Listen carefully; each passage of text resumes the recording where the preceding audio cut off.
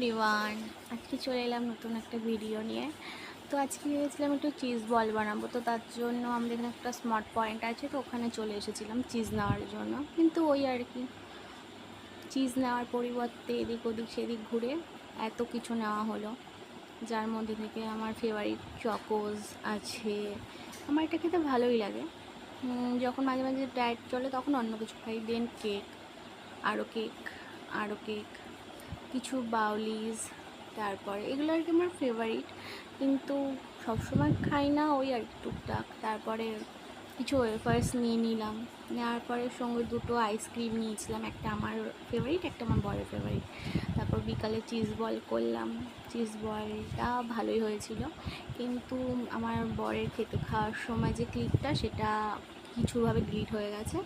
যাই হোক, ভালো লাগলে লাইক শেয়ার করে দিও, আর তোমরা বললে